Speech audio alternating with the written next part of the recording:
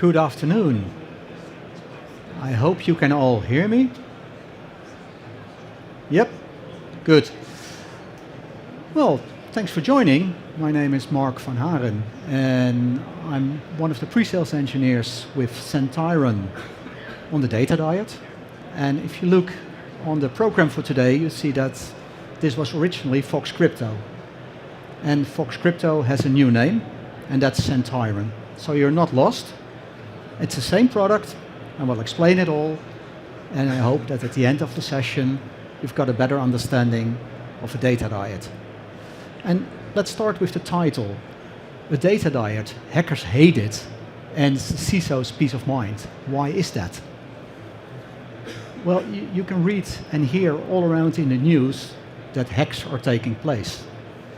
And a DataDiode is a device invented by military more than 20 years ago, which prevent that from happening if you apply it correctly.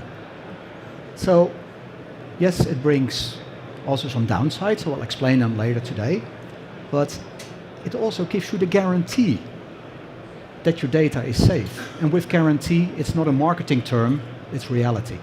So that's where this short presentation is about. If you have any questions, please do it at the end or during the session, but I think it will be a little bit noisy during the session.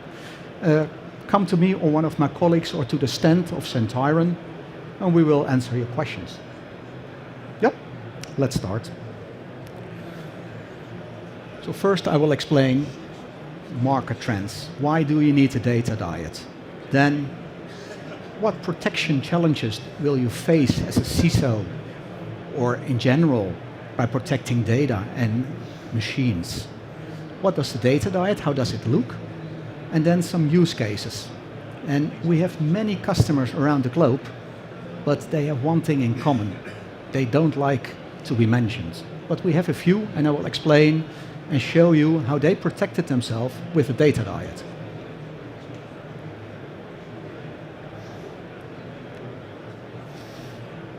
We all know what's happening around us. And we are all afraid that these things which I present here will happen to you. First one is ransomware. For the Dutch people, University of Maastricht, but it happens continuously. And it's horrible, because your company or your organization goes down, you can't do anything, either you take the loss or you pay the money. Theft of sensitive data. We all heard recently in the news in the Netherlands about the medical system which checks for certain cancers. They were hacked, and all the consumers' data is publicly available. That's horrible, not only for the company, but more for the people, because you get new kinds of attacks, because they have your most personal data. Critical infrastructure. It's happening more and more. And with all the things which are happening at the moment in the world, this will also hit us. If you look 3-4 years ago, it was mainly Eastern Europe, but it's getting closer and closer. Who are doing these? State aggressors. And what do state aggressors have? Money. Money and time. It's not a matter whether they will hack you, the question is, when will they hack you? And last but not least, supply chains. We all know about when Russia invaded the Ukraine, the first thing which went down was the supply chain system from the Ukraine. It infected our harbor in Rotterdam. So you see a lot of risks, and we are all facing these risks, and they can be quite destructive for ourselves, for the people. And what can you do to minimize those or prevent those even? Then we talk about data protection challenges. And if a hacker wants to get access to your environment, you have a secure environment, how can you make sure that a hacker cannot get in? Well, let's use a DataDiode, which is shown in this picture here. So information can flow only one direction. Just like the electronical data or the electronical diode, which only allows current to flow one direction. The DataDiode is exactly the same, but with computer data. it is physical impossible, and I will explain in a moment, physical impossible to send something back.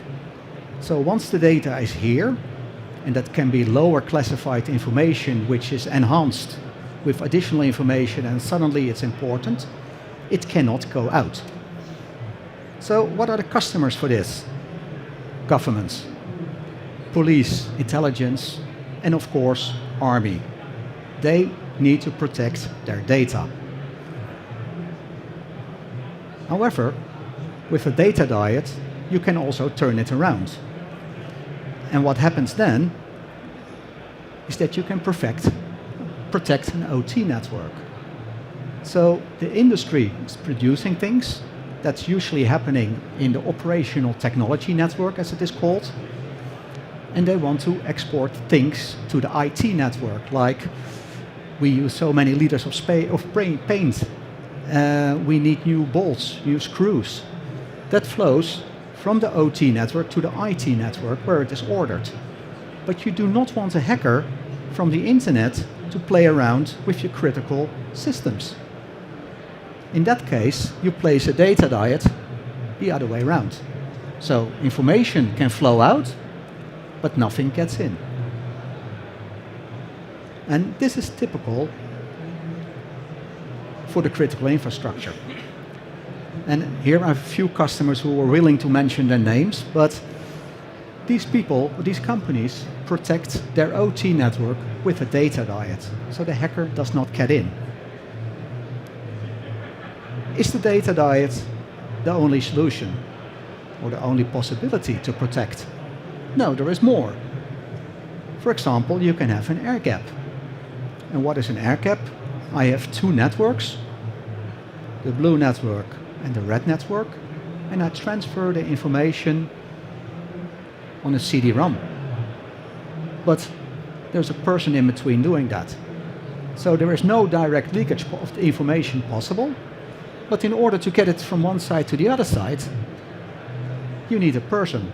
We're all people, we all make mistakes. We're not as fast as a computer, so it's very slow. And it's labor intensive. So, is this safe? Absolutely. Is it usable in the current world where everything is going faster and faster? No.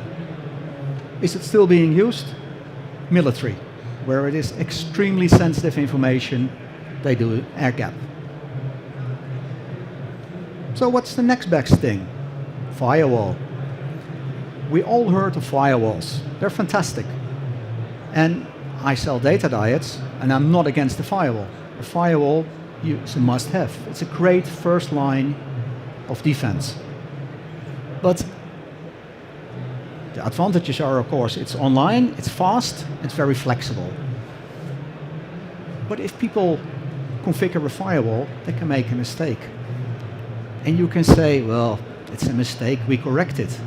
But what happens if sensitive data, in the meanwhile, is transported or hacked by the hacker? So, firewall, please use it.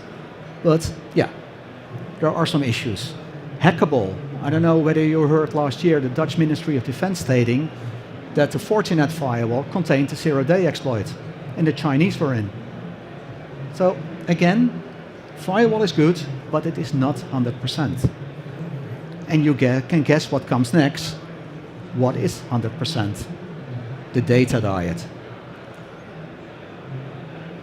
It's fast, it's unhackable. In the DataDiode there is no software, it's purely hardware, not even FPGAs or whatever, pure hardware, cannot be hacked. And I can say it's great and it is safe, but don't trust me. Therefore, it's also certified by the common criteria. And I will explain that a little bit later, what that means. So this is the DataDiode, and then the question you will have, how does it work? Well, that's simple. The DataDiode is simple. Our DataDiode is based on fiber. That means no copper, you cannot measure it from external. The information flows via a light emitter to a light receiver. That's on the DataDiode. It picks up the signal, it let it pass through. then on the other side, it delivers.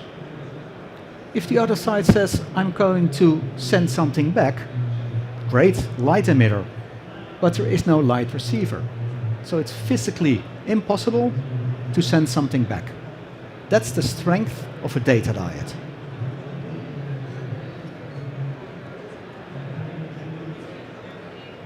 And then our DataDiode. As I mentioned, the certification.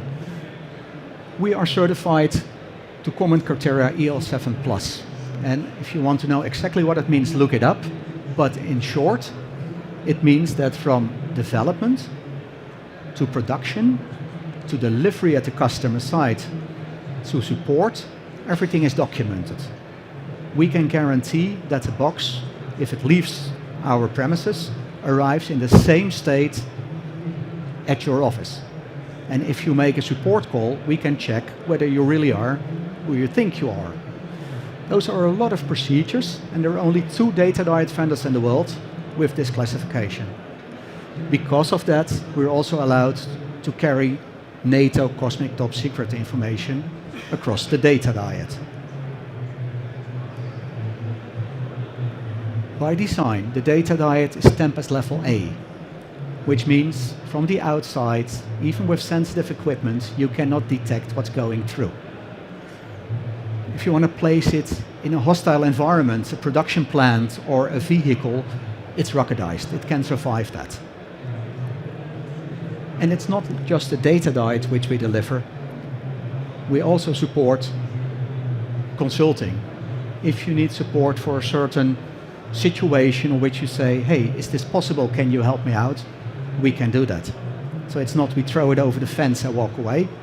No, end to end, we try to help you. And because of that, we support many protocols. What are the challenges? Because so far, I only mentioned positive things about the DataDiode. There are challenges. And not everybody will be technical here. I will try to keep it high level. But TCP is a transport protocol, and we all use it on our phones. And when you're in the office, TCP, your computer talks TCP. And what is one of the things? I send you a packet, and you answer to me, I received it, an acknowledgement. Now, that ain't working with a DataDiode, because with a DataDiode, it does not let it pass through. That's an issue. If I can only send one side the information, how do I know for sure that what I send you, that you received it correctly? That's also an issue. And flow control. I send you information very fast. How can I make sure that you say, oh, hold on, it's too busy, I can't handle it? Well, these 3 things, how we can overcome that is by introducing proxy servers.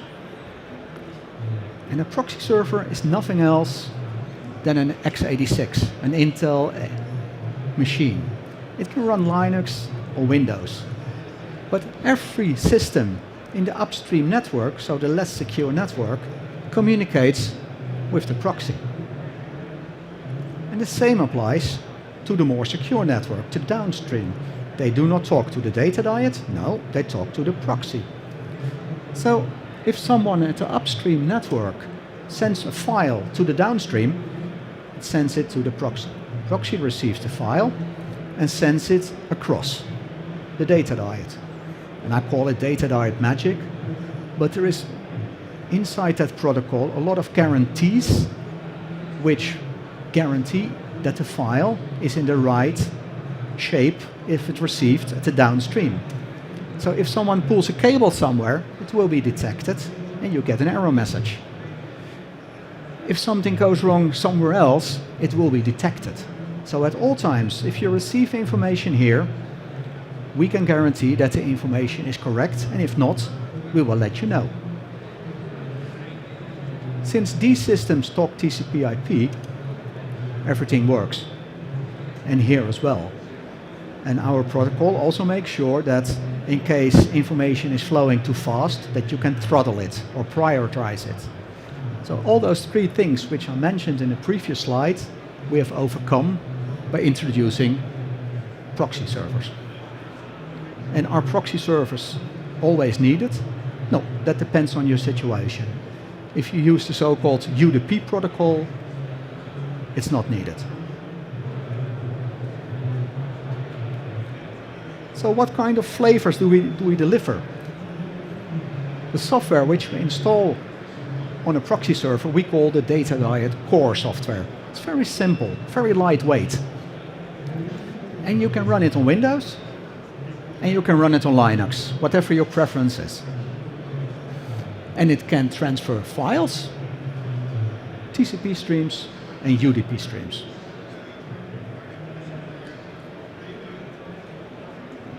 Simple to configure, simple tool, no in-depth knowledge. The configuration is simple. And over the years, the customers came back and said, yeah, we have a DataDiode, but we also want high availability, because it's crucial for us that it is always up.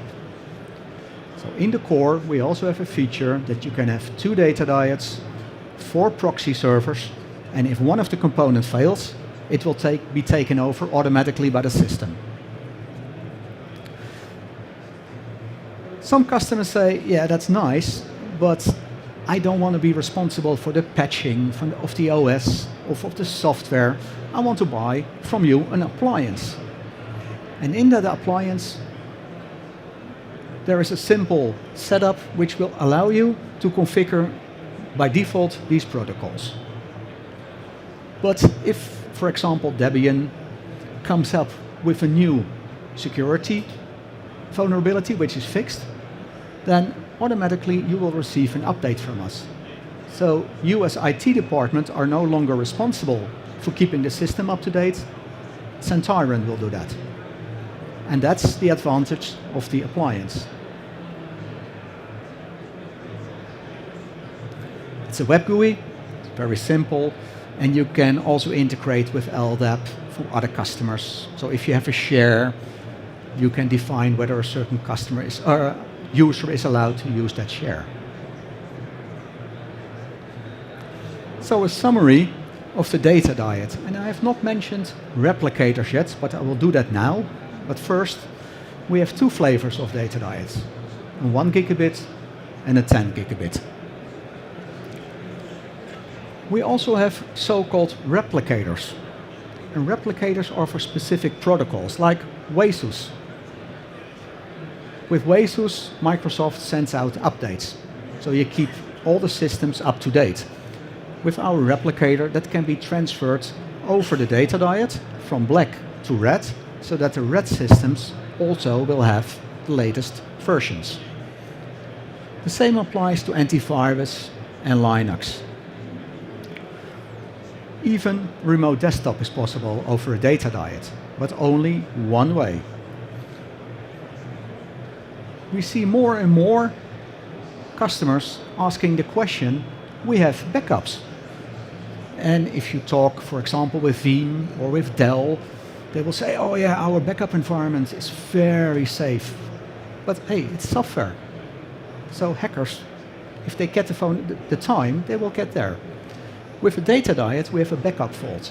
So you copy the backups over the DataDiode, and the hackers will not be able to touch it anymore.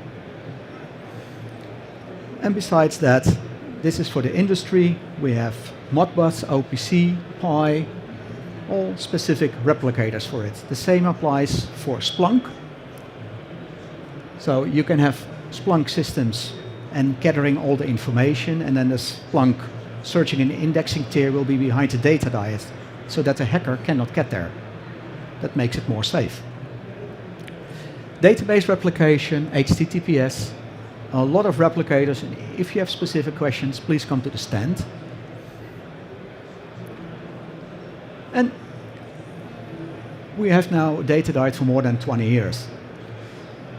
And more industry is asking, can we use a DataDiode? Can you help us with it? And then we said, yeah, well, x86 machine, Linux, DataDiode, Linux. They say, that's 3U.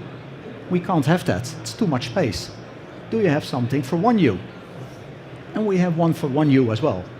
The proxies are built in.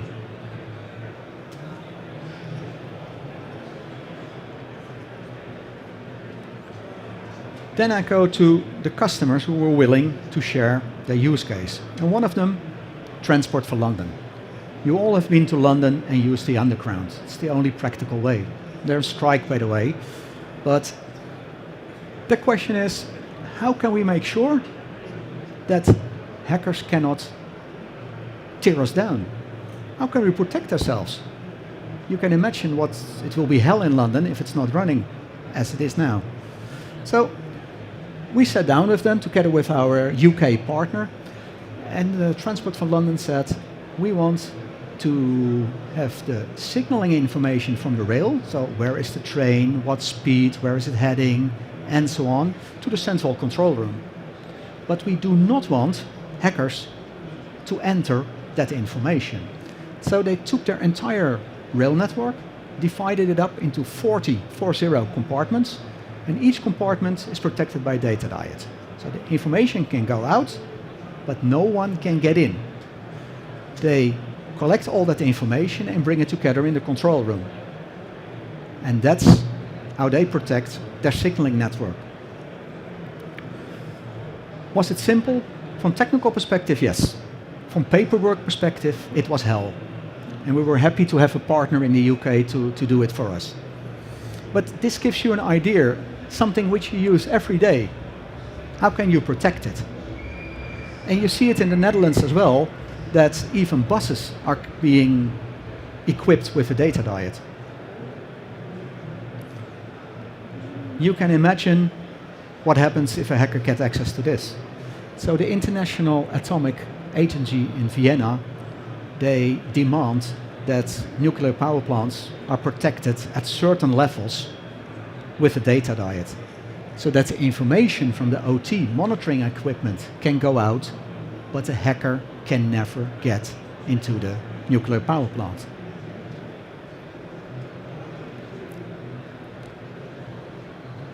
This one is pretty recent, and it's in Romania. And as you know, Romania is very close to the Ukraine and Russia. And when the war started, they were having more and more attacks on their energy grid. And they said, we need to protect ourselves. And they protected the whole energy grid with DataDiode. So that, again, the OT information is flowing out, but you cannot change anything at the stations. And I'm very sure that this is going more and more to the West, because the hacks are getting there. And you must protect yourself. I cannot emphasize enough that we're lazy in Western Europe.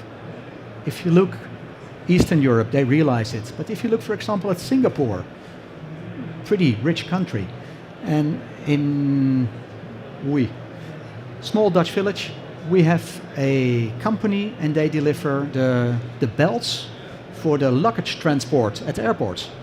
And they gave us a call and they said, we want an order, but we are not allowed to go live because we don't have a DataDiode. What is a DataDiode? And we sat down with them and we worked it through and they got it working. But the Singapore government, by law, demands a DataDiode. Simple. And that's what we need to start thinking about as well. And I mean I mean you as well. And if it's not a Sentyron DataDiode, that would be a pity, but at least protect yourself and take that into account. And the last use case, the Navy. This is a European Navy. I'm not allowed to mention the name. But yeah, you can imagine a vessel has lots of high-tech equipment and also sensitive data.